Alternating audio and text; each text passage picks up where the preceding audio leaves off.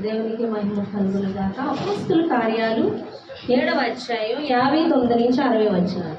అపోస్తుల కార్యాలు ఏంటంటే నిద్ర వస్తుందా, ఆకలేస్తుందా? ప్రాబ్లం ఏం లేదు కదా. హల్లెలూయా. అపోస్తుల కార్యాలు 7వ అధ్యాయం 59 నుంచి 60 వచనాలు. ప్రభువుని గూర్చి మొరపెట్టుచు యేసు ప్రభువా, చదవండి. యేసు ప్రభువా, నా ఆత్మను చేర్చుకునమని స్టెఫను పలుకుచుండగా వారు అతనిని రాళ్లతో కొట్టిరి. అతడు మోకాళ్ళుని, ప్రభువా, వారి మీద ఈ పాపము మోపకమని గొప్ప శబ్దంతో పలికెను. ఈ మాట పలికి నిద్రించెను. సౌలు అతని చావునకు సమ్మతించెను. హల్లెలూయా. చూడండి, ప్రభువుని గూర్చి మొరపెట్టుచు యేసు ప్రభువా, నా ఆత్మను చేర్చుకొనమని స్టెఫను పలుకుచుండగా వారు అతని రాళ్లతో కొట్టిరి. అతడు మోకాళ్ళలోని, ప్రభువా, వారి మీద ఈ పాపం మోపకమని గొప్ప శబ్దంతో పలికెను. ఈ మాట పలికి నిద్రించెను. సౌలు అతని చావుకు సమ్మతించెను. హల్లెలూయా. చూడండి, ఇక్కడ దీనికి అర్థం ఏంటంటే, అపోస్తులు పరిచర్య చేసేటప్పుడు ఎడతెగక ప్రార్థనలోను వాక్యంలోను గడిపేవారు. అనేక మంది సంఘంలో చేర్చబడేవారు. అందులో విధవరాళ్ళు ఇంకా చాలామంది ఉంటే వాళ్ళందరికీ కూడా భోజనం సిద్ధపరచడానికి కొద్ది మందిని ఎన్నుకొని ఏర్పాటు చేసుకుంటారు. ఆ కొద్ది మంది కూడా ప్రార్థనాపరులు, పరిశుద్ధాత్మ చేత నింపబడిన వారు, విశ్వాస వీరులు కూడా. అంటే విశ్వాసములు కలిగి ఉన్నవారు. వీళ్ళ చేత వంట చేయించేవారు. వీళ్ళు వంట చేయడమే కాదు, విస్తారంగా సువార్త సేవ కూడా చేసేవారు. అలా సువార్త సేవ చేస్తుండగా అతను దేవునికి వ్యతిరేకంగా మాట్లాడుతున్నారని ఆ సమయంలో సర్వసత్యముని ఎరగని వారు, అబద్ధాన్ని స్వీకరిస్తూ ధర్మశాస్త్రాన్ని అనుసరించేటటువంటి వాళ్ళందరూ ఏం చేస్తారంటే, ప్రజలు వాళ్ళందరూ కూడా ఇతన్ని రాళ్లతో కొట్టి చంపుతారు. ఆ సమయంలో స్టెఫను చేసే ప్రార్థన ఏంటంటే, ప్రభువుని గూర్చి మొరపెట్టు యేసు ప్రభువా, నా ఆత్మను చేర్చుకొనమని స్టెఫను పలుకుచుండగా వారు అతని రాళ్లతో కొట్టిన. అతని మోకాళ్ళలోని, ప్రభువా, వారి మీద ఈ పాపం మోపకమని గొప్ప శబ్దంతో పలికెను. జాగ్రత్తగా వినండి. ఇక్కడ అతను మంచి ఎంజాయ్ చేస్తున్నాడా? స్టెఫను ఆనందంగా ఉన్నాడా? నేను చెప్పే సువార్త భలే వినేస్తున్నారు వీళ్ళందరూ అని ఆనందంతో ఉన్నాడా? లేదు. ఎలా ఉన్నాడు? చనిపోతున్నాడు. అక్కడ రాళ్లతో కొట్టి చంపేస్తున్నాడు. ఆ సమయంలో కూడా ఏమని ప్రార్థన చేస్తున్నాడు? ప్రభువా, వీరేం చేస్తున్నారో వీరికి తెలియదు, క్షమించమని ప్రార్థన చేస్తున్నారు. ఎందుకంటే ఈ యొక్క పాపం వాళ్ళ మీద మోపబడింది, వారు నరకప్రాయం అవ్వకూడదు అని వారి పక్షాన పాప క్షమాపణ అడిగి దేవుని రాజ్యానికి వారు అర్హత పొందుకోవాలని అక్కడ ఆశపడుతున్నాడు. ఏంటి? హల్లెలూయా. ఆయన ఆశపడుతున్నాడు అని చెప్తున్నాను. హల్లెలూయా. అంటే తన గురించి ఆలోచించట్లేదు. నేను చనిపోతున్నానే, ఇంతగా దేవుని పని చేస్తుంటే, ఇంతగా దేవుని కోసం చెప్తుంటే, దేవుని రాజ్యానికి చేర్చబడాలని, నరకము నుంచి తప్పించబడాలని, పాపము నుంచి విడిపించబడాలంటే యేసును నమ్ముకోవాలని నేను చెప్తుంటే నన్ను వీళ్ళు చంపుతున్నారే, నన్ను బాధిస్తున్నారే అని తనను గూర్చి ఆలోచించక వారి గురించే ఆలోచిస్తున్నాడండి స్టెఫను. దీని అర్థం ఏంటంటే, యేసు ప్రభువారు కూడా చనిపోయేటప్పుడు తన గురించి ఆలోచించుకోకుండా అక్కడ కూడా ప్రజల గురించి ఆలోచించడం మనం చూస్తున్నాం. అంటే ఆత్మలను రక్షించాలన్న తపని. అది ఎక్కడుంటుందంటే లూకా సువార్త 23వ అధ్యాయం చూద్దాం. లూకా సువార్త 23వ అధ్యాయం. కొంచెం శ్రద్ధగా వాక్యం వినండి. ఎక్కడో పెట్టి కాన్సన్ట్రేషన్ ఒక్కసారిగా ఇక్కడ పెడితే ఏమీ అర్థం కాదు. అర్థం అవడానికి ఇవేమి పిట్ట కథలు కాదు కదా మనం అర్థం చేసుకోవడానికి, లేదా స్టోరీలు కాదు. ఇది దేవుని వాక్యం, సజీవమైంది. కాన్సన్ట్రేషన్ ఫుల్గా పెట్టాలి.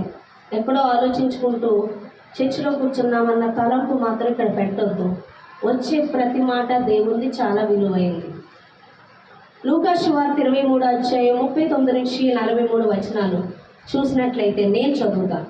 వేలాడని వేయబడిన ఆ నేరస్తుల్లో కూడా ఆయన దూషించుచు, నీవు క్రీస్తువు కదా, నిన్ను నీవు రక్షించుకొను, మమ్ము కూడా రక్షించమని చెప్పాను. అయితే రెండవ వాడు వారిని గద్దించి, నీవు అదే శిక్షా విధిలో ఉన్నావు గనుక దేవునికి భయపడవా? మనకైతే ఇది న్యాయమే, మనము చేసిన వాటికి తగిన ఫలం పొందుతున్నాం. కానీ ఈయన ఏ తప్పిదమును చేయలేదని చెప్పి ఆయన చూచి, యేసు, నీవు నీ రాజ్యంలోనికి వచ్చినప్పుడు నన్ను జ్ఞాపకం చేసుకోనమని. అందుకు ఆయన వానితో, నేడు నీవు నాతో కూడా పరదేశంలో ఉండువని నిశ్చయముగా నీతో చెప్పుచున్నాను. హల్లెలూయా. యేసు ప్రభువారి సిచ్యువేషన్ ఏంటో తెలుసా అండి? సిలువలో మేకులు కొట్టి, కాళ్ళకి మేకులు కొట్టి, అప్పటి వరకు సిలువ వేసేంత వరకు కూడా ఆయన్ని ఇనుప కొరడాలతో కొట్టి చర్మాన్ని దున్నేశారు. చివరి రక్తం పొట్టు వరకు లేకుండా కాచాడండి ఆయన. ఇంకా ఆయన దగ్గర ఏముంది? ఏమీ లేదు. పైగా మళ్ళీ ఆయన్ని సిలువలో మేకులు కొట్టారు. ఇప్పుడు ఆ సిచ్యువేషన్లో ఎలా ఉంటాడు ఆయన? తన గురించేగా ఆలోచించుకుంటాడు. కానీ ఆ సమయంలో చిరుకు వైపు దొంగల్ని తాళ్లతో కట్టారు. కానీ వాళ్ళు ఏమంటున్నారు తెలుసా?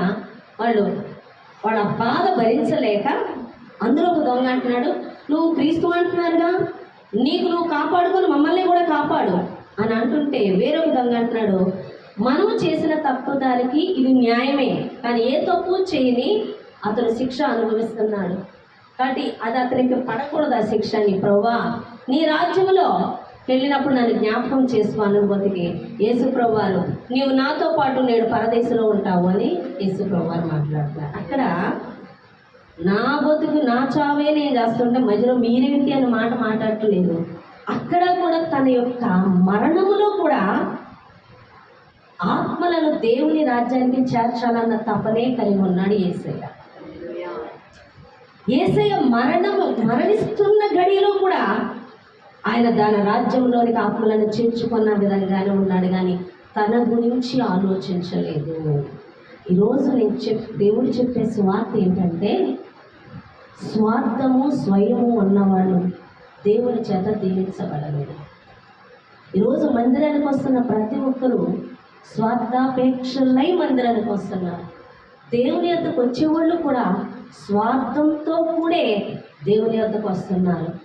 ఏది కావాలన్నా మన స్వార్థ విషయం నిమిత్తమే దేవుని అడిగేవారిగా ఉంటున్నాం తప్ప దేవుని కోసం దేవుని రాజ్య స్వార్థను ప్రకటించేవారిగా ఉండట్లేదు. దేవుడు కోరుకుంటున్నాడు, నిస్వార్థ పరులై ఉండాలి, స్వయం వారిలో ఉండకూడదు. ఎంతసేపు నా సంగతి ఏంటి, నా భవిష్యత్తు ఏంటి, నా బిడ్డల సంగతి ఏంటి, రేపటి సంగతి ఏంటి అని ఎంతగా నువ్వు గురించి ఆలోచించుకుంటూ ఉంటావో, ఎంతగా గురించి నువ్వు ప్రణాళికలు వేస్తూ ఉంటావో, ఎంతగా రేపటి దినముల గురించి నువ్వు ఆలోచిస్తూ ఉంటావో, నీలో స్వయం నిండిపోయింది, నీలో స్వార్థము నిండిపోయింది అని దేవుడు మాట్లాడుతున్నాడు. ఎందుకంటే నువ్వు ఎప్పుడైతే దేవుని యొద్దకు వచ్చి ఉన్నావో, దేవుడు అంటున్నాడు, నేను మీ గురించి చింతిస్తున్నాను. సిలువలో ఇచ్చిన సమస్తం కూడా మీ కొరకే 2000 సంవత్సరాల క్రితం. కాబట్టి మీ కొరకు నేను శ్రద్ధ కలిగి ఉన్నాను, మీ మీద దృష్టి నిలిపి ఉన్నాను. నా యొద్దకి రండి, నావన్నీ మీవే, మీ కాడి నేను మోస్తాను, నా కాడి మీరు మోయండి, అంటే నీ పనుల భారం నా మీద మోపండి అని ఎన్ని చెప్తున్నా సరే మనం దేవుని యొద్దకు వచ్చి కూడా దేని గురించి ఆలోచిస్తున్నాము? మన గురించే ఆలోచించుకుంటున్నాం. కానీ ఇక్కడ దేవుని బిడ్డలైనటువంటి అపోస్తులు కానీ యేసు ప్రభువారు కానీ మనం చూస్తే వాళ్ళు స్వయంతో నింపబడిన వారుగా లేరు, కానీ దేవుని చిత్తాన్ని నెరవేర్చువారుగానే ఉన్నారు. స్టెఫను ప్రాణాలు పోతున్నా సరే ప్రతి ఆత్మ రక్షింపబడాలన్న తపనే కలిగి ఉన్నాడు తప్ప, నేను చనిపోతున్నానే, నేను బాధపడుతున్నానే, నన్ను కొట్టి చంపేస్తున్నారే అని స్వయం జాలి ఏమాత్రం కలిగి లేరు. అలాంటి సిచ్యువేషన్ మనకు వస్తే మన పరిస్థితి ఏంటి? దేవుడు తన సన్నిధికి వచ్చేవాళ్ళని హృదయాలను పరిశీలిస్తాడు. బాహ్యాన్ని చూసే దేవుడు కాదు, అంతరంగాన్ని చూసే దేవుడు. నీ అంతరంగము స్వార్థంతో కూడుకొని ఉన్నదా? నీ ప్రార్థన స్వార్థంతోని స్వయంతో కూడుకొని ఉన్నదా? లేకపోతే నీ ప్రార్థన దేవుని చిత్తాన్ని చేయునదై ఉన్నదా అని దేవుడు చూస్తాడండి. హల్లెలూయా. మీకు ఒక విషయం చెప్తాను. మనం పాత నిబంధనలో చూసినట్లయితే దావీదు ఏం చేశాడు? గొర్రెల కాపరిగా ఉన్నాడు. తండ్రి అప్పచెప్పిన బాధ్యతను చేస్తున్నాడు. తండ్రి ఏం అప్పచెప్పాడు? గొర్రెలను అప్పచెప్పాడు. గొర్రెలను అప్పగించిన దావీదు, మా అన్నయ్యలందరూ మంచి జాబుల్లో ఉన్నారు, మా నాన్న ఎంతసేపు నన్ను గొర్రెలు ఇచ్చి పంపించున్నాడు, నన్ను ఎందుకు పనికిరానోడి కింద చూస్తున్నాడు, నేనంటే ఇష్టం ఉండదు, నేనంటే ప్రేమ ఉండదు, నన్ను దృష్టి ఉంచాడు, నా మీద గొర్రెల్ని పట్టుకొని అడవిలో బొమ్మంటాడు, నా భవిష్యత్తు పాడు చేస్తాడు, నా సంగతి ఏంటి, రేపు పొద్దున నా పరిస్థితి ఏంటి అన్న ఆలోచనలు ఎక్కడ దావీదులో కనబడటం లేదు. ఎలా ఉన్నాడంటే తండ్రి అప్పగించిన పనిలో నమ్మకంగా ఉన్నాడు. ఇంకోటి, దేవుణ్ణి ఆరాధిస్తున్నాడు, దేవుణ్ణి స్తుతిస్తున్నాడు. ఇంకొక విషయం, గొర్రెలను సింహము తోడేళ్ళు చంపడానికి వస్తే తన ప్రాణాన్ని కూడా లెక్క చేయకుండా సింహము నోటిలో నుంచి గొర్రెను కాపాడినటువంటి వాడు ఎవరండి? అవునా కదా? అది మనమైతే సింహం గొర్రెలు తినేస్తావా, భలే నన్ను తినేయకుండా వదిలేసిందిరా బాబు పొరుగు అక్కడి నుంచి, అవునే కదా? కాపాడుతామా? ఇంటికి వచ్చి చెప్తాం, ఒక గొర్రె పోయింది, కొంచెంలో తప్పిపోయింది కానీ అది నన్ను తినేసి ఉన్నాను, నేను బతికేది గొర్రె పోతే పోయింది, కూడబడుతుంది అంటాం. అవునా కదా? అవునా కదా? అంటే ఏంటక్కడ, అమ్మయ్య నేను బతికాను, నా ప్రాణాలు కాపాడబడ్డాయి, నేను కాపాడబడ్డాను అని అనుకుంటాం. మరి దావీదు కూడా అలా అనుకోవచ్చు కదండి, గొర్రె కన్నా విలువైంది కదా, అవునా కదా? కానీ తండ్రి అప్పగించిన గొర్రెల విషయంలో తను ఏమాత్రం కూడా ప్రాణాన్ని కూడా లెక్క చేయకుండా గొర్రెని కాపాడాడు అంటే తను ఎంత స్వయాన్ని కలిగి లేడో ఆలోచించండి. తన ప్రాణాన్ని కూడా పెట్టడానికి తండ్రి అప్పగించిన పనిలో స్వార్థము కానీ, అంతే కదా, తన ప్రాణాన్ని కాపాడుకోవడం చూస్తే తన ప్రాణ స్వార్థాన్ని స్వయాన్ని కలిగి ఉన్నవాడు అది లెక్క చేయకుండా వెళ్ళి గొర్రెని ఏం చేశాడు? కాపాడాడు. అలా కాపాడినటువంటి స్వార్థాపేక్ష లేనటువంటి, స్వయం అనేటువంటిది లేనటువంటి, అంటే స్వయం అంటే మన కోసమే ఆలోచించును, నాది నేను నా కోసం అనేది ఆలోచన కలిగి లేనటువంటి దావీదు మీద దేవుని దృష్టి పడింది. హల్లెలూయా. ఎందుకని? స్వార్థపరుడు కాదు, స్వయం గురించి తన గురించి ఆలోచించేవాడు కాదు, దేవుడు అప్పగించిన దానిలో తన ప్రాణాన్ని కూడా పణంగా పెట్టేవాడు. అది చూస్తున్నాడు దేవుడు. మందిరానికి వచ్చేసాము వెళ్ళిపోయామనుకుంటున్నాడా? ప్రతి ఒక్కరి మీద దేవుని దృష్టిని నిలుపుతాడు. మందిరానికి వస్తున్న ప్రతి ఒక్క హృదయాన్ని దేవుడు చూస్తాడు. తేలిగ్గా మీరు ఆయన మీద దృష్టి నిలపలేదు కదా, మేమేదో వచ్చి గుంపులో గోవిందని వెళ్ళిపోతుందని అనుకోకండి. ప్రతి ఒక్కరి మీద దేవుని దృష్టి నిలుపుతాడు, హృదయాలను పరిశీలిస్తాడు, పరిశోధిస్తాడు దేవుడు. హల్లెలూయా. దావీదును చూశాడు. ఏంటి? తన ప్రాణాన్ని కూడా సైతం లెక్క చేయకుండా ఒక గొర్రె పిల్లని కాపాడినటువంటి దావీదుని చూశాడు. దావీదుని ఎన్నుకున్నాడు. అడవిలో కాదు ఉండవలసింది, గొర్రెలు కాయడానికి కాదు ఉండవలసింది, ఏం కాయడానికి? ఇజ్రాయేల్ ప్రజలను కాపాడడానికి ఒక రాజుగా దేవుడు దావీదును చూసి ఉన్నాడండి. ఒక గొర్రె విషయంలోనే ప్రాణాన్ని పెట్టడానికి చూసిన ఈ దావీదు నా ఇజ్రాయేల్ ప్రజల విషయంలో ఖచ్చితంగా నిలబడతాడు. అర్థమైందా మీకు? హల్లెలూయా. ఖచ్చితంగా నిలబడతాడు, ఖచ్చితంగా నా ఇజ్రాయేల్ ప్రజలు కాపాడతాడు అని ఏం చేస్తున్నాడు? రాజుగా దేవుడు నిలబెట్టాడు. ఇక అర్థమైందా? దావీదులో స్వార్థాపేక్ష లేని తను, స్వయం లేని తను, తండ్రి యొక్క గొర్రెల కోసం ప్రాణాలు సైతం లెక్క చేయని తను చూశాడు. కాబట్టి ఇజ్రాయేల్ ప్రజలను కాపాడడానికి, శత్రువు నుంచి కాపాడగలిగే, ఇజ్రాయేల్ ప్రజలను కాపాడగలిగే వాడు ఎవడు అంటే తన ప్రాణాలు లెక్క చేయకుండా తండ్రి కోసం నిలబడేవాడు, దేవుని కోసం నిలబడేవాడు ఎవడు అంటే ఒక దావీదేని దేవుడు చూసినప్పుడు దావీదును రాజుగా లేవనెత్తి ఉన్నాడు. ఏదో చిన్నగా ఎత్తలేదు, మీరు ఎక్కలేనంత కొండపైకి నేను ఎక్కిస్తానంటే అర్థము దేవుడు నీలో స్వార్థాపేక్ష లేని తనము చూసినప్పుడు, దేవుని కోసమే నీ ఆలోచన నీ తలం పైనప్పుడు నిన్ను ఉన్నత స్థానంలో దేవుడు నిలబడతాడు. నువ్వు ఊహించలేనటువంటి స్థానంలో దేవుడు నిలబడతాడు. హల్లెలూయా. ఈరోజు దేవుడి పని కాదు, దేవుని చిత్తం కాదు, దేవుని ఉద్దేశం కాదు, ఎంతసేపు మన స్వయం కోసమే పరుగులెడుతూ ఉంటాం. తద్వారా జరిగేది ఏంటి చెప్పండి? ఏది నువ్వు కావాలని పరుగులెత్తుతావో అదే నీకు దూరం అవుతుంది. అవునా కదా?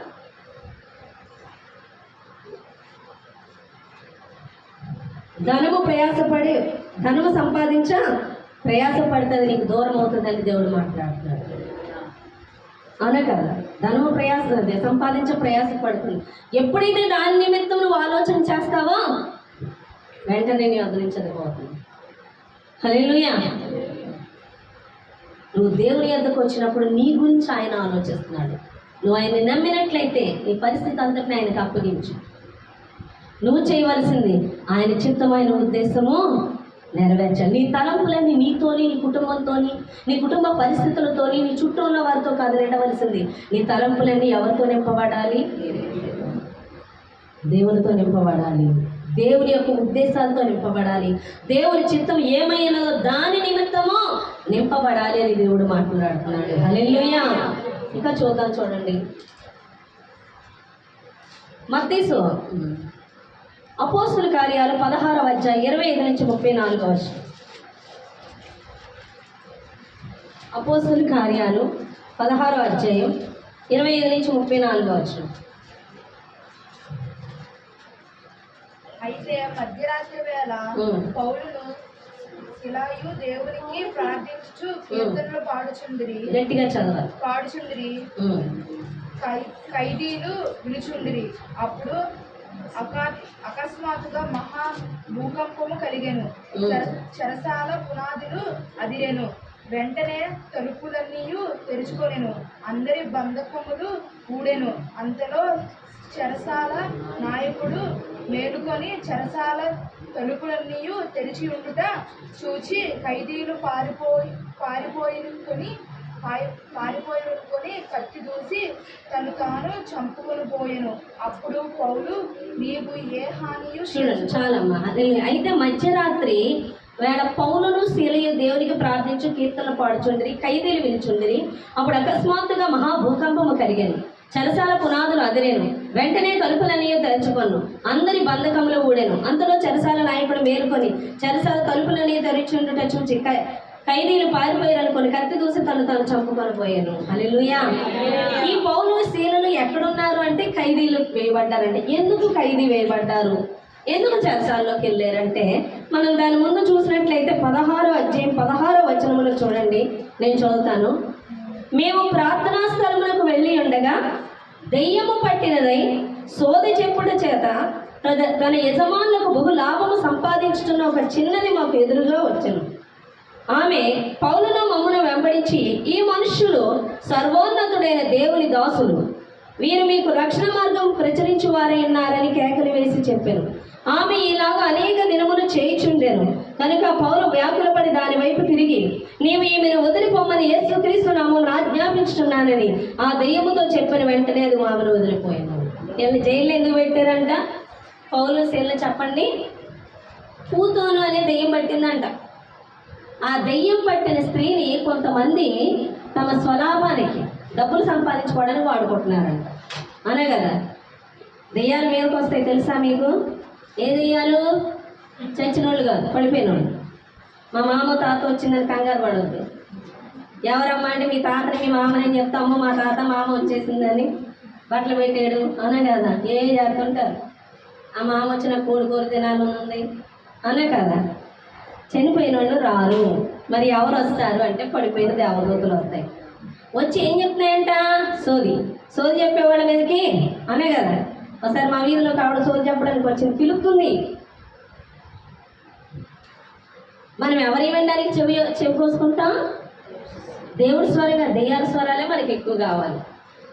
అందుకే సోది చెప్పించుకుంటాం. సోదే ఎవరైనా చెప్తే సోది చెప్పబాకు అంటాం. మరి సోది చెప్పబాకని మరి సోది చెప్పేవాళ్ళ దగ్గరికి ఎందుకు వెళ్తున్నావు నువ్వు? అర్థమవుతుందా? కాబట్టి ఈ సోది చెప్తుందంట, చెప్పి డబ్బులు సంపాదిస్తుందంట. సంపాదిస్తూ పౌలుని శీలని చూసి ఏమంటుందంట? మీరు దేవుడు సర్వోన్నతుడైన దేవుని దాసులు, మీరు రక్షణ మార్గాన్ని ప్రచురించు వారే ఉన్నారు అని కేకలు వేస్తుందంట. హల్లెలూయా. ఏమని కేకలు వేస్తుంది? మీరు సర్వోన్నతుడైన దేవుని దాసులు, మీరు రక్షణ సువార్త ప్రకటించడానికి మీరు వచ్చారు అంటే పౌలు శీలను ఏం చేశారు? చూసారా మా కోసం ఎలా చెప్తుందో? మీరు నమ్మట్లేదు. చూసారా దైవం ఎలా చెప్తుందని అన్నారా? వ్యాకుల పడ్డారంట, బాధపడుతున్నారంట. ఇక చిరాకు వచ్చాడు. ఏం చేశారంట? యేసుక్రీస్తు నామమున పూతోననే దెయ్యాన్ని పొమ్మని ఆజ్ఞాపించారు. హల్లెలూయా. దెయ్యాన్ని పొమ్మని ఆజ్ఞాపించారంట. దెయ్యాన్ని మాట్లాడకూడదు, అపవాదని. వాడు ఎప్పుడు కూడా అబద్ధాలు మాట్లాడుతూ ఉంటాడు. వాడు జరిగిపోయిన సంగతులే చెప్తూ ఉంటాడు. జరగవలసిన సంగతులు వాడికి తెలియవు, ఒక దేవునికి తప్ప.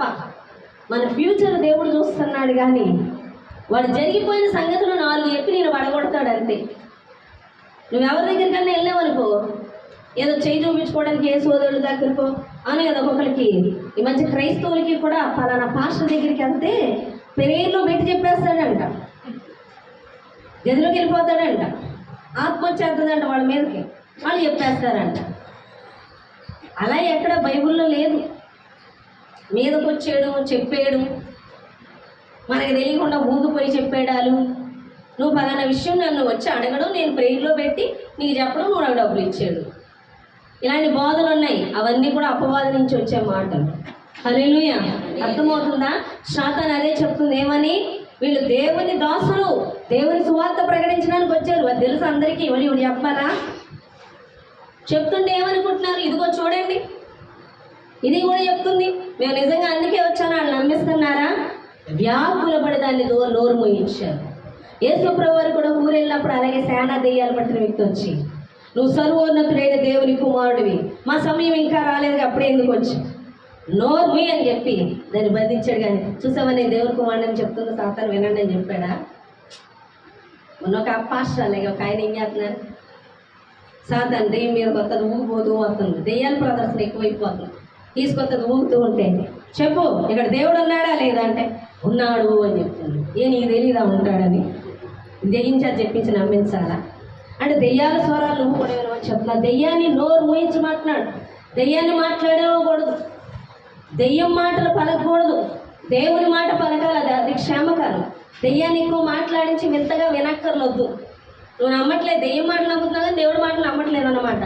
2-3 నా నామంలో ఎక్కడ కూడి ఉంటారు అక్కడ నేను ఉంటానని చెప్పలేదా? దెయ్యం ఉన్నాడు అని చెప్తేనే నీకు అర్థమవుతుందా? హల్లెలూయా. అటువంటి విధంగా సాతాను మాటలకు లోబడి పారిపోతుంటారు.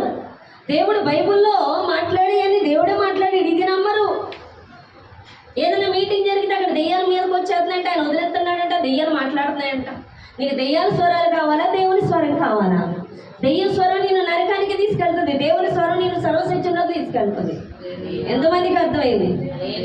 ఈ పూతోనే దెయ్యము వీళ్ళు దేవుని స్వార్థ ప్రకటించడానికి వచ్చాక ఇదిగో దెయ్యం కూడా చెప్తుంది వినండి. మేము ఎంత గొప్పవడం అని చెప్పట్లేదు. వ్యాకుల పడ్డారు, బాధపడ్డారు, దాన్ని బంధించారు. ఎప్పుడైతే బంధించారో వాళ్ళకి వచ్చే డబ్బులు పోయే దెయ్యం పోయేసారు. వీళ్ళ న్యాయాధిపతులు తీసుకెళ్ళి అక్కడ పెట్టి బంధించి వాళ్ళని కొడతారండి. అదే ఇక్కడ చూడండి 22వ వచనంలో, 16వ అధ్యాయం 22వ వచనంలో, అప్పుడు జనసమూహము వారి మీదకి దొమ్మిగా వచ్చెను. న్యాయాధిపతులను వారి వస్త్రములు లాగివేసి వారిని బెత్తముతో కొట్టవలనని ఆజ్ఞాపించిరి. వారు చాలా దెబ్బలు కొట్టి వారిని చెరసాలలో వేసి భద్రముగా కనిపెట్టవలనని చెరసాల నాయకునికి ఆజ్ఞాపించింది.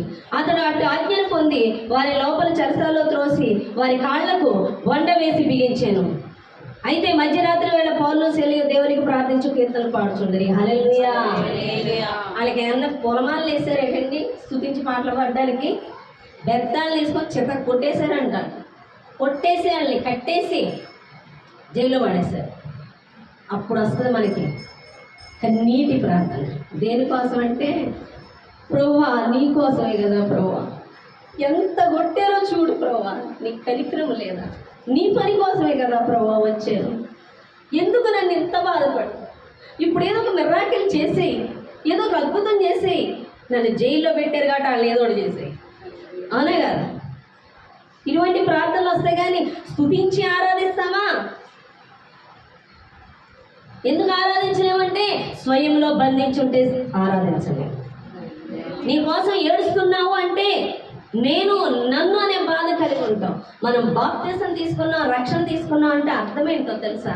స్వయంలో చచ్చిపోయావు, నువ్వు చచ్చిపోయావు, క్రీస్తులో బ్రతికి ఉన్నావు, నువ్వు అనేది చచ్చిపోయావు, అవునే కదా? చచ్చిపోయిన శవం తిట్టండి వెళ్ళి మీరు, ఒరే దుర్మార్గుడా, ఎంత పాపిష్టోడు రా, నువ్వు ఎంత పాపం చేసావురా అంటే ఏమైనా చల్ల ఉంటుందా? అది బతుకున్నోడి దగ్గరికి వెళ్ళి అడగండి, రేటే నన్ను రే అంటావా? అంత చూసేస్తా, చెప్పేస్తా, నీ హద్దుల్లో ఉన్నాడు, కోపం వచ్చేస్తుంది, సీరియస్ అయిపోతాడు, గొడవాడేస్తారు. ఎందుకు అంటే వాడు స్వయంలో ఉన్నారు. హల్లెలూయా. ఎందులో ఉన్నారు? స్వయంలో ఉన్నారు. కాబట్టి వాళ్ళు ఏం చేస్తారు?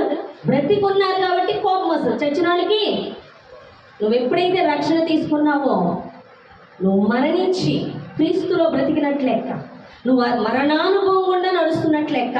అప్పుడు నీకు శరీరమును గురించి బాధ కలగకూడదు. నువ్వు ఎంతగా అనుభవిస్తున్న శ్రమ, నీ ఆలోచనలు, నీ తలంపులు యేసును గురించినవై ఉండాలి. వారు కొట్టినందుకు, జైల్లో పెట్టినందుకు బాధపడటం లేదు, కానీ దేవుని స్తుతించి ఆరాధిస్తున్నారంట.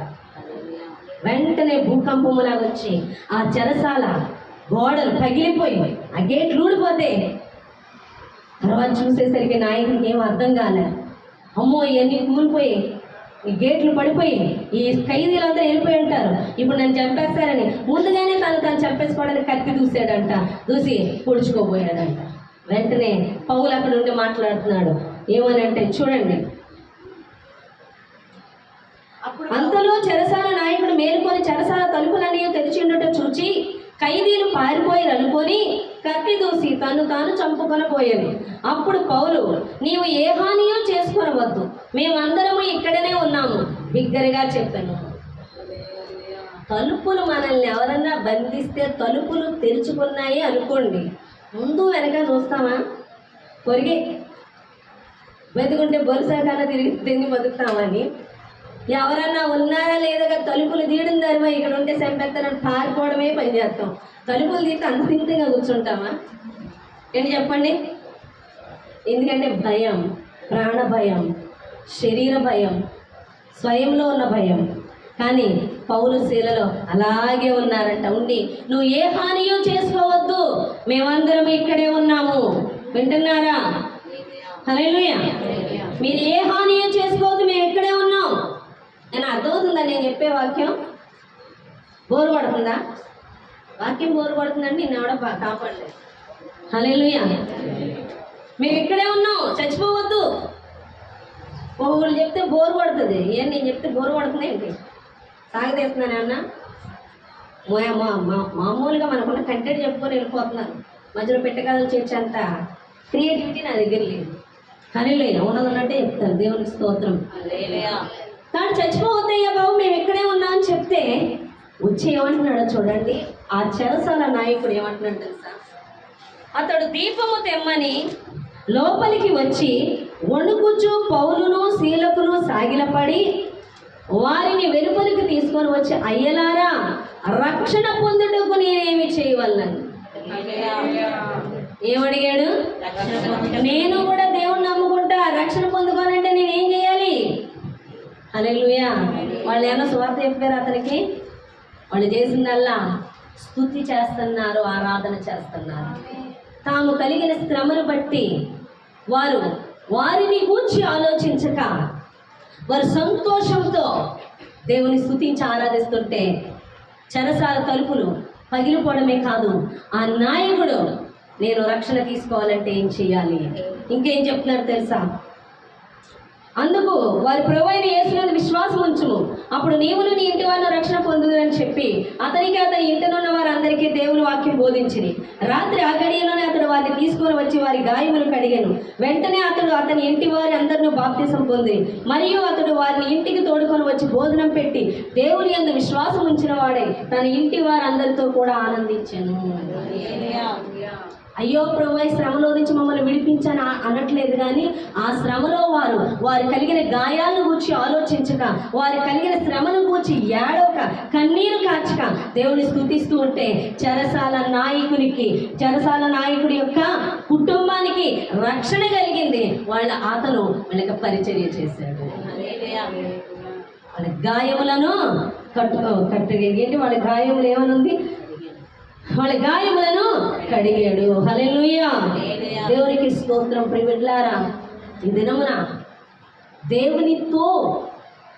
దేవుని సేవ కొరకు, దేవుని యొక్క వాక్యమును ఇతరులకు ప్రకటించడం కొరకు, అనేక ఆత్మలను మందిరానికి చేర్చడం కొరకు నువ్వు చేసే ప్రతి త్యాగము కూడా దేవుడు దానికి తగిన ఫలితాన్ని నీకు కలుగ చేస్తాడు. దావీదు స్వార్థపూరితుడు కాక తండ్రి తండ్రి పని విషయంలో ఎంత నమ్మకంగా ఉన్నాడో, నువ్వు స్వార్థాన్ని కలిగి ఉండక, స్వయాన్ని కలిగి ఉండక, నువ్వు చేసే ప్రతి దానిలోనూ నువ్వు దేవుణ్ణి చూపించాలి. నీ రక్షణ బట్టి, నీవు కలిగి ఉన్న దేవుని బట్టి అనేకులకు ఆ రక్షణ గురించి బయలుపరచాలన్న తపన కలిగి ఉన్నప్పుడు దేవుడు నీ పక్షాన అంతే బలంగా కదులుతాడు. అపోస్తలులు స్వార్థాపేక్షలు కాదు కాబట్టి తమకు కలిగి ఉన్నవన్నీ విడిచిపెట్టి ఉన్నారు. ఎందుకు అంటే వారు స్వయంలో చెడిపోయి ఉన్నారు కాబట్టి. సో అన్నీ కూడా విడిచిపెట్టి యేసుని వెంబడించారు కాబట్టి వారు బలముగా వాడబడ్డారు. వారు వెళుతూ ఉంటే వాడి నీడ తగిలవని వారి చేతి గుడ్డలు తగిలిన వాడు స్వస్థత పొందుకున్నారు. మరణించిన వారు బ్రతికి ఉన్నారంటే కారణం వారి మీద అంత అభిషేకము, దేవుని శక్తి అంత బలంగా పనిచేసింది. కారణం ఏంటంటే వారు స్వయంలో చచ్చిపోయి ఉన్నారు, ఆత్మలో బ్రతికి ఉన్నారు. వారి యొక్క ఆలోచన తలంపు ఏంటంటే దేవుని చిత్తమును నెరవేర్చుటే, దేవుని యొక్క సువార్తను ప్రకటించుటే, దేవుని రాజ్యాన్ని కట్టుటే. ఆ తలంపులతో వారు నింపబడి ఉన్నారు కాబట్టి వారు దేవుని చేత బలంగా వాడబడ్డారు. అంతేకాదు ఇంకొక విషయం, నువ్వు నీకన్నా ఎక్కువ ఎవరు ఆలోచిస్తున్నారు? దేవుడు ఆలోచిస్తున్నాడు. దావీదు ఎప్పుడైతే స్వార్థాపేక్ష లేనివాడే ఉన్నాడో, వాడు గొర్రెల కాపరైన దావీదు దేవుడు రాజుగా దీవించి ఉన్నాడు. ఈరోజు చాలా మంది దైవ సేవకులు ప్రపంచం మొత్తం సువార్త ప్రకటిస్తూ ఉన్నారు. తెలుసా మీకు?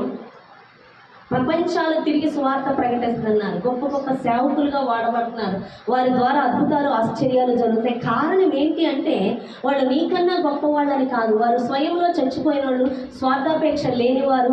వారి తలంపులు, వారి ఆలోచనలు అలా, వారి ఉద్దేశం వల్ల దేవుని చిత్తము నెరవేర్చుటే, దేవుని మహిమపరచుటే, దేవుని రాజ్య సువార్త చెప్పుటే. దాని గురించి వాళ్ళు తహతహలాడుతుంటే వారి పక్షాన దేవుడు పనిచేస్తున్నాడు. వారికి ముందుగా ఆయన దూతను పంపిస్తున్నాడు. వారి అవసరతలన్నీ ఆయన చూసుకుంటున్నాడు. ఎవ్రీథింగ్ ఆయన వారికి ప్రొటెక్షన్ కలిగిస్తున్నాడు. కారణము వారు తమ గురించి కాదు, దేవుని చిత్తమును నెరవేర్చుటయందు ఎడతెగక ఆలోచన కలిగి ఉన్నారు. హల్లెలూయా. చూడండి, ఒక పాట ఉంటుంది. ఏం పాట అది? నా తలంపులు నీవవ్వాలి, నా పలుకులు నీవవ్వాలి, నా తలంపులు నీవవ్వాలి, నా పలుకులు నీవవ్వాలి. నడిపించు అనుదినము, నడిపించు నన్ను అనుదినము, వినియోగించు నన్ను నీ సేవకై, వినియోగించు నన్ను నీ సేవకై, పరిపాలించు పావనాత్మదేవా. హల్లెలూయా. మన తలంపులు, మన ఆలోచనలు ఎవరు ఇవ్వాలి? మనల్ని ఎవరు నడిపించాలి? దేనికి వాడుకోవాలి? ఆయన సేవకు వాడుకోవాలని ఒక సేవకుడు ప్రార్థన చేస్తున్నాడు. హల్లెలూయా. అండ్ మన ఆలోచనలు, తలంపులు దేవునిపై ఉంటే మనం ఆయన చిత్తాన్ని నెరవేర్చాలని ఉన్నప్పుడు మనను కూర్చిన చింత, ఆలోచన, బాధ, వేదన, ఏడుపు ఉండదు. అటువంటి ఏడుపులోని, అటువంటి బాధలోని నా సంగతి ఏంటి, నా బతికేటి, ఎప్పుడు నా బతికింతే, ఎప్పుడు నేను ఇంతే, నాకు దేవుడు ఏం చేశాడు, నన్ను ఏం చూశాడు, ఎంత ప్రార్థన చేసిన ఏం చేశాడు, నాకేమి ఇచ్చాడు, నాకు అది లేదు, నాకు ఇది లేదు అని ఏడ్చేవాళ్ళు శరీరంలో బంధింపబడి ఉన్నవాళ్ళు. వారు ఆత్మలో బ్రతికిన వారు కాదు అని దేవుడు మాట్లాడతారు. వారు స్వయాన్ని కలిగి ఉన్నవాడు, వారు తమ గురించే ఆలోచించేవారు. వారు దేవుని రాజ్యానికి పాత్రులు కాదు. ఎందుకంటే ఒకడు మారు మనసు పొందండి, మరలా తిరిగి జన్మించింది, వాడు నిత్య రాజ్యానికి వారసుడు కాదు అంటున్నాడు. మరలా తిరిగి జన్మించాలంటే నువ్వు ఆత్మలో బ్రతకాలి, శరీరంలో చావాలి అని అర్థము. శరీరంలో చావకుండా స్వయంలో బ్రతికి, స్వార్థంలో బ్రతుకుతూ నా సంగతి ఏంటి, నా పరిస్థితి ఏంటి, రేపటి సంగతి ఏంటి, ఎల్లుండి సంగతి ఏంటి, నా కుటుంబ సంగతి ఏంటి, నా బిడ్డల సంగతి ఏంటి అని విపరీతమైన ఆలోచనలు కలిగి నింపబడినప్పుడు దేవుని స్వరం కొంచెం కూడా నీ తలకెక్కవు. నువ్వు ఎన్ని గంటలు కూర్చో, రోజంతా కూర్చో, నీ తలంపులన్నీ నీ సమస్యల చుట్టూనే తిరుగుతూ ఉంటుంది, నీ గురించిన ఆలోచనే తిరుగుతూ ఉంటుంది. నీ సమస్యలకి పరిష్కారం ఎలా వెతుక్కోవాలన్న ఆలోచనతోనే నింపబడుతూ ఉంటావు.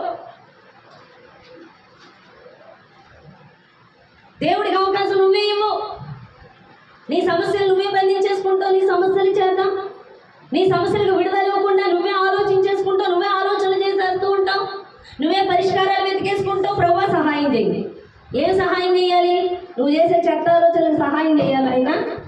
నువ్వు ప్లాన్ గీస్తే ప్లాన్కి ఆయన సహాయం చేయాలా?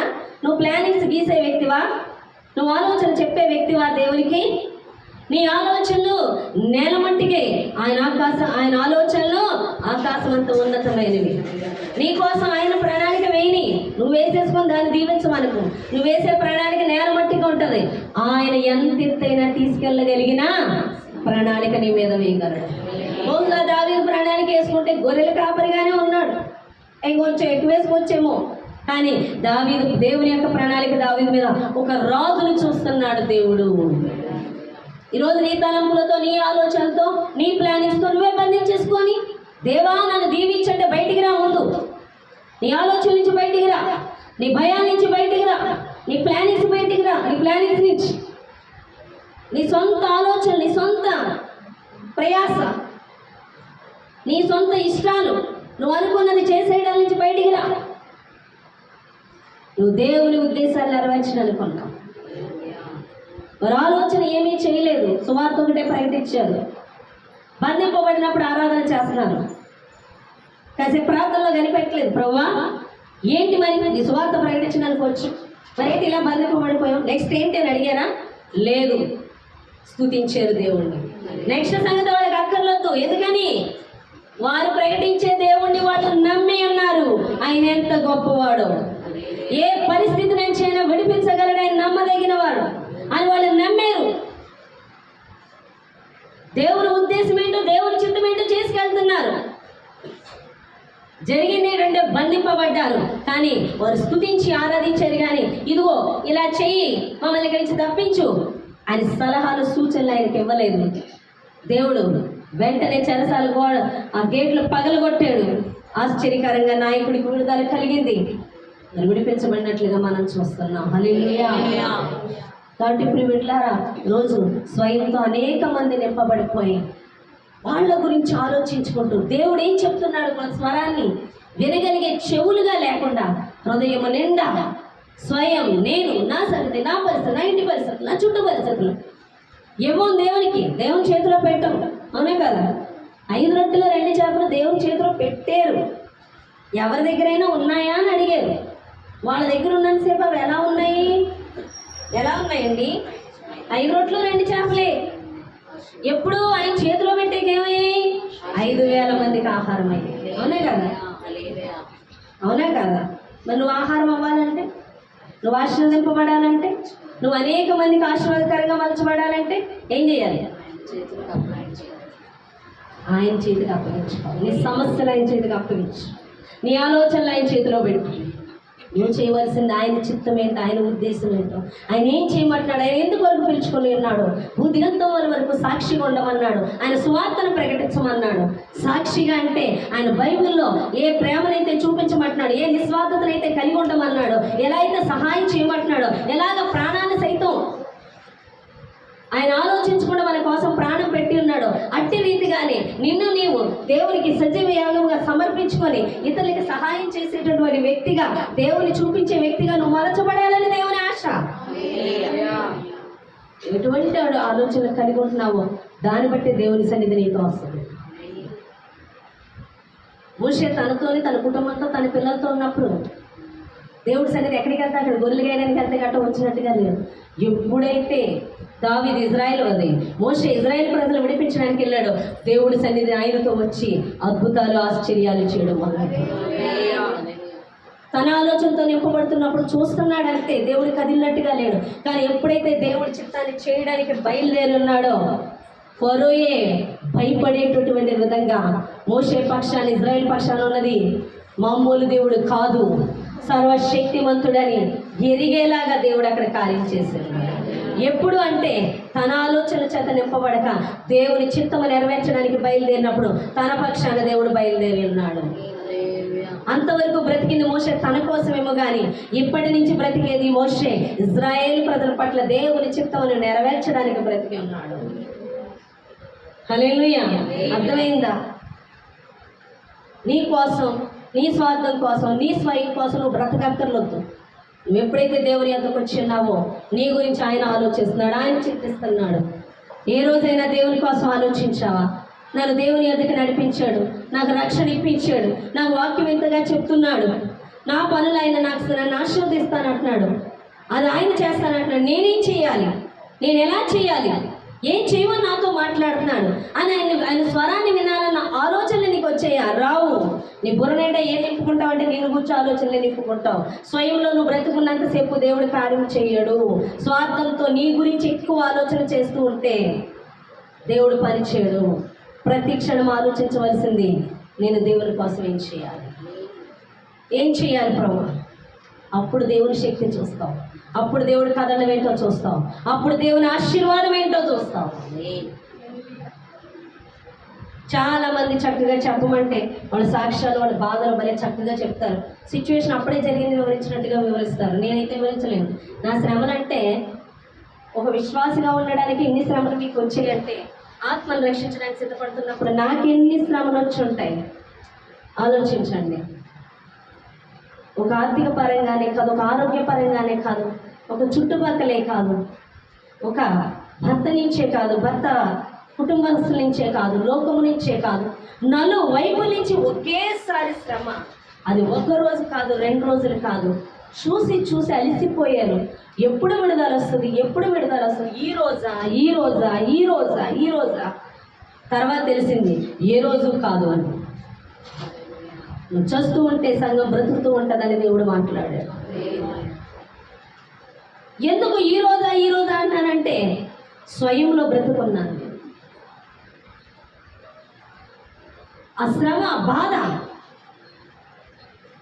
కానీ ఎంత శ్రమ వచ్చిందో అంత శ్రమలో కూడా అమ్మో, ఈ గొడవ వల్ల, ఈ సమస్య వల్ల, ఈ శ్రమ వల్ల నలుగురిలో దేవుని సాక్ష్యం పోతుందేమో, ఆత్మలు రాకుండా పోతారేమో, మా గొడవ దేవుని సంఘానికి అడ్డుగా ఉండకూడదు, నా పరిస్థితి దేవుని పరిచర్య ఆపేదగా ఉండకూడదు, శ్రమ అయినా కష్టమైన పరిచర్య కోసం నిలబడాలని ఉండవలసి వచ్చేది. ఎన్నోసార్లు నన్ను మా అమ్మగారింటికి పంపేయడానికి శాతాన్ని కుట్ర పనిలేదు ఇతని ద్వారా. వెళ్ళిపో. నేను బయట అలా నిలబడిందని చాలా రోషం వచ్చింది నాకు. ఎందుకు ఉండాలి, దేనికి ఉండాలి, నేను చదువుకోలేనా, నేను జాబ్ చేసుకుని మా ఊళ్ళో అయితే నేను బ్రతకలేనా అంటే దేవుడు మాట్లాడేవాడు నాతో. దేవుడు లేకుండా వెళ్తే నా బ్రతుకు ఎంత అధ్వానం అయిపోతుందో. దేవుడు ఎక్కడున్నాడో అక్కడే నేను ఉండాలి, దేవుడు ఎక్కడుండమంటున్నాడు అక్కడే ఉండాలి అని దేవుడు నాతో మాట్లాడుతుంటే నాకు దిక్కులేని దానికి నా నుంచునేదాన్ని. దేవుని ఎరిగిన వ్యక్తిగా లేడు, నేనైతే ఆత్మీయ లోతు ఎదుగుతున్న వ్యక్తిగా ఉన్నాను. నేను అక్కడ నాకు ఎడల దేవుడు మాట్లాడే విషయాలు అతనికి అర్థమయ్యేవి కాదు. నేను ఉండేది చేతగాక, ఎవరు లేక, బ్రతకలేక, నేనే దిక్కు అన్నాడు బ్రతుకుతుంది అన్నట్టుంది. కానీ నేను ఉండేది అచ్చం సేవ కోసమే. నేనే వెళ్ళిపోతే ఒక్క ఆదివారం పరిచరిపోయిందంటే, ఒక రోషానికి పోతే పరిచరిపోయిందంటే నేను లెక్కప్ప చెప్పాలి, ఆత్మల విషయమే నేను లెక్కప్ప చెప్పాలని శ్రమకి ఒకటి అనుకున్నా. నేను చచ్చిపోయాను ప్రభు అన్నం మొదలు పెట్టాను. ఎందుకంటే నిజంగా చావులోకి తీసుకెళ్ళడం అంటే అదే అప్పుడు అర్థమైంది నాకు. నేను బ్రతుకుతున్నది ఎందుకు అంటే సేవ కోసం, దేవుడు అప్పగించిన పని కోసం. ఎందుకు అప్పగించిన పని అంటే నేను ఆయన ప్రేమిస్తున్నాను కాబట్టి అంతే. హల్లెలూయా. ఆయన లేకుండా నేను బ్రతకలేను.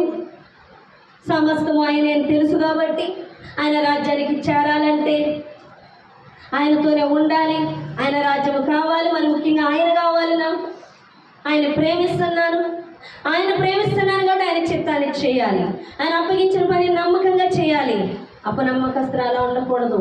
ఆయన అప్పగించిన పనికి నా యొక్క బాధ, నా యొక్క సుఖం, నా యొక్క ఆశీర్వాదం పని లేదు. నేనేమైపోయినా పర్వాలేదు. ఎవరు కావాలి?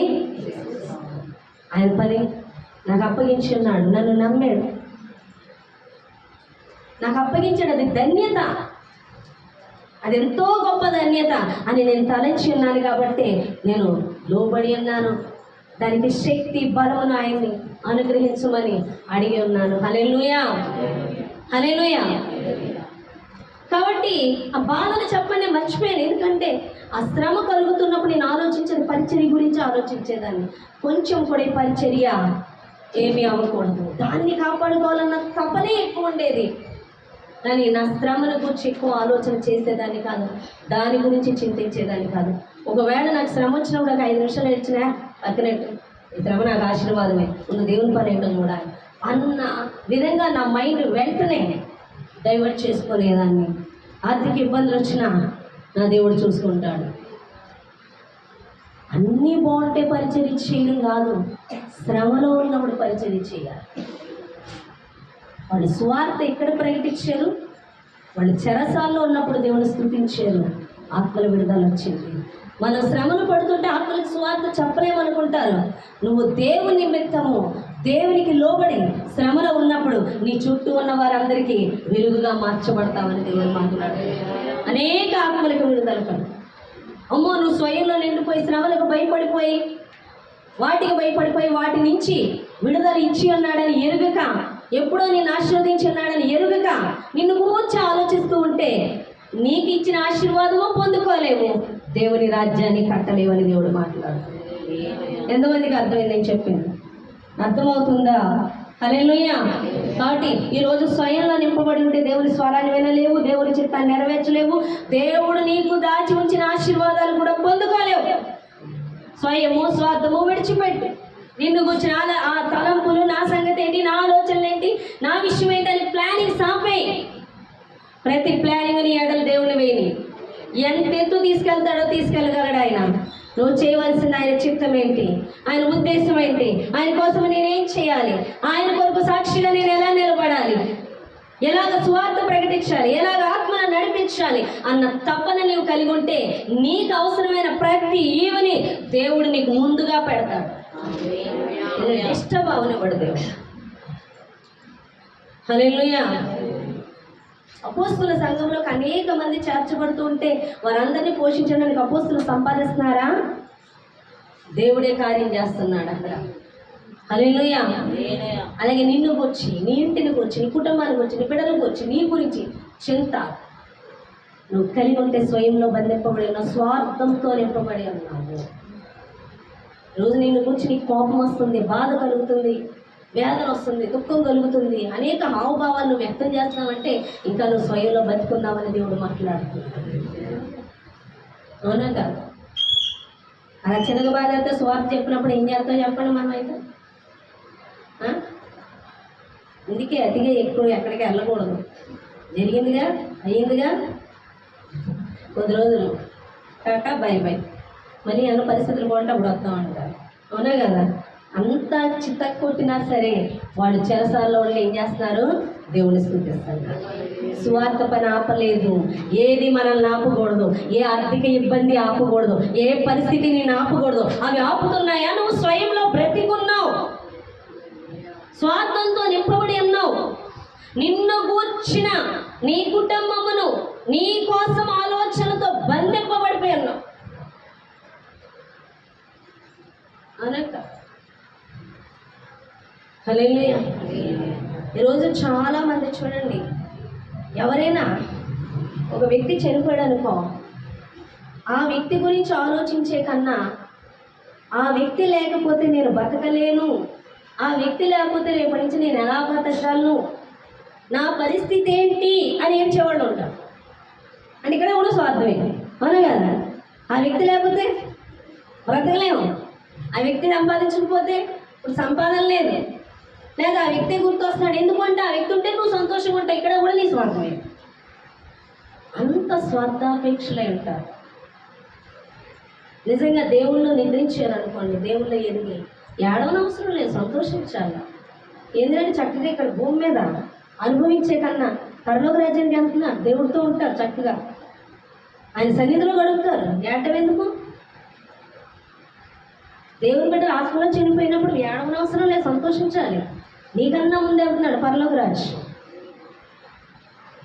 స్వార్థాపేక్ష లేని వ్యక్తి అయితే నీ కొరకు అడుగుట్టించావు, నెక్స్ట్ నేను ముగించాలి, అంతవరకు నాకు అప్పచెప్పిన పని నేను చేస్తాను. కానీ దొర్లేడు, ఏడ్చేడు, నువ్వు లేకపోతే నేను బతకలేను బాబోయ్ అన్నావు. అక్కడ కూడా మన స్వార్థంతో నింపుకోలేవు. తను లేకపోతే నువ్వు బ్రతకలేవు. అంటే నువ్వు ఇంకా శరీరంలో బ్రతుకున్నావు, దేవుడు లేకపోతే కాదన్నమాట. తను లేకపోతే నువ్వు ఊహించుకోలేకపోతున్నావు, నీ జీవితాన్ని ఉండలేకపోతున్నావు, బతకలేకపోతున్నావు. అంటే ఇక నువ్వు స్వార్థంతో స్వయంతో నింపబడను. నిజంగా దేవుని ప్రేమిస్తే నీ ప్రియులు నిన్ను విడిచి వెళ్ళినప్పుడు, వాళ్ళు వెళ్ళింది ఎక్కడికో కాదు, నరకానికి కాదు, పరలోక రాజ్యం అయినప్పుడు సంతోషించు. వాళ్ళు సంతోషకరమైన ప్లేస్లోకి వెళ్ళి అన్నారండి. హల్లెలూయా. అది కూడా స్వార్థమే. స్వార్థం అనేక విధాలుగా మనలో పనిచేస్తూ, అది స్వార్థం కానట్టుగా మనకి మేలన్నట్టుగా చూపిస్తూ నీకు రావాల్సిన ప్రతి ఆశీర్వాదాన్ని శాతాను దొంగిలిస్తుందన్న సంగతి మర్చిపోవద్దు. దావీదు తన ప్రాణాలు సైతం లెక్క చేయకుండా తండ్రి అప్పగించిన పనులు ఎంత నమ్మకంగా ఉన్నాడో ఆ నమ్మకాన్ని చూసిన దేవుడు దావీదును రాజుగా హెచ్చించున్నాడు. ఈరోజు దేవుని వద్దకు వస్తున్న నీవు స్వయంతో నింపబడక, స్వార్థంతో నింపబడక, దేవుని చిత్తాన్ని చేటు యందు, దేవుని ఉద్దేశాలు నెరవేర్చుట యందు స్వార్థాన్ని విడిచిపెట్టి దేవుని కొరకు జీవించే జీవితాన్ని కలిగి ఉన్న మరుక్షణం నీ ఎడల దేవుడి కథను వెంటో చూస్తావు. దేవుని ఆశీర్వాదం 100% పొందుకుంటాం. ఈరోజు మేము ఆశీర్వాదం ప్రతిదీ సమయానుకూలంగా మేము పొందుకుంటాం. కారణం ఏంటి అంటే మేము మా గురించి చింతించట్లేదు, మేము ఇతరుల కోసం ఆలోచిస్తున్నాం. రోజు నువ్వు కోరుకోవలసింది, దేవుడు ఇతరుల కోసం ప్రాణం ఇచ్చాడు, తన కోసం ఎక్కడ ఆలోచించలేదు. దేవుని బిడ్డవైనా నువ్వు ఇతరులు నశించిపోతున్నారు, వాళ్ళని కూర్చున్న చింత ఆలోచన నీకు ఉండాలి, వారిని కూర్చున్న దుఃఖం ఎక్కువ నీకు ఉండాలి. ఈజీఎస్ దినకరన్ గారు మనం చూసినట్లయితే ఆయన ఎన్నిక లేని వారుగా, ఎవరికి తెలియని వ్యక్తిగా ఉన్నాడు. కానీ అతను దేవుని ఎరిగాక, పరిశుద్ధాత్మ చేత నింపబడ్డాక అతనిలో భారం ఏంటంటే నశించిపోతున్న ఆత్మలు, రోగులు స్వస్థపడాలని, రోగులు దేవుని ద్వారా స్వస్థత పొందుకోవాలని, యేసుని తెలుసుకోవాలని, వారు పరలోక రాజ్యానికి వెళ్ళాలన్న ఆశ ఎక్కువ కలిగి ఉన్నారు. దేవుడు అది చూశాడు అతని హృదయాన్ని. అతను మీటింగ్స్ పెట్టి ప్రార్థన, అతను జీతం వస్తే జీతం అంతా కూడా ఎక్కువ సువార్త కూడికలు పెట్టి అందరికీ సువార్త ప్రకటించేవాడు తన సొంత డబ్బులతో. ఆయన ఆశ ఏంటంటే కుటుంబం కోసం కాదు, ఎక్కువ ప్రయారిటీ దేవుని సువార్త ప్రకటించడానికి. ఈరోజు ఎంత సమృద్ధి కలిగిన కుటుంబంగా వాళ్ళు ఉన్నారో ఆలోచించండి.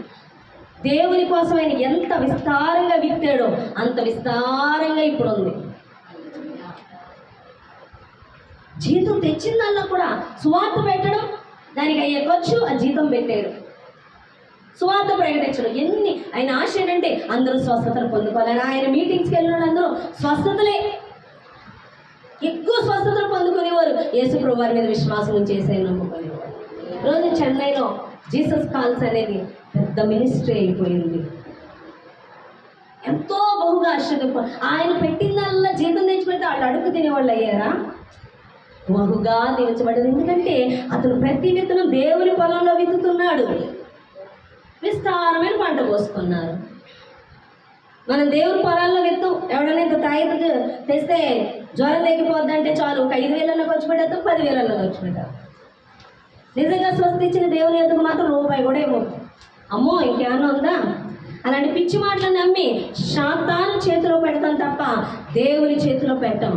బుర్రన్న వాళ్ళు అయితే అక్కడ విత్తుతారు, అంటే వాక్య గ్రహింపు ఉన్న వాళ్ళు అయితే. హల్లెలూయా. ఆయన ప్రతి పైసా దేవుని దగ్గరే విత్తువాడు. ఒకసారి ఆయన కుమారుడికి జ్వరం వస్తే ఆయన తెచ్చుకునే జీతంలో ప్రతిదీ తెచ్చిన రోజే జీతం ఖర్చు పెడుతున్నారు. చాలా తీవ్ర జ్వరం వచ్చిందంటే హాస్పిటల్ తీసుకెళ్ళడానికి కూడా లేదంట. ఆయన ప్రార్థన చేసి దేవుణ్ణి అడిగి అలా మంచం మీద అలా వారిపోయాడు. ఎందుకంటే హాస్పిటల్ తీసుకెళ్ళాలి డబ్బులు లేక. అదే మనమైతే పక్కింటి దగ్గరికి ఎదురింటి దగ్గరికి వెళ్ళి ఒక 5,000 ఇవ్వండి తర్వాత చెప్తా ఉంటాం. హల్లెలూయా. అవునే కదా? అది దేవుని నామానికి అవమానం. అప్పు ఇచ్చేడు వారు ఉంటారు కానీ అప్పు తీసుకుని వారు ఉండకూడదు.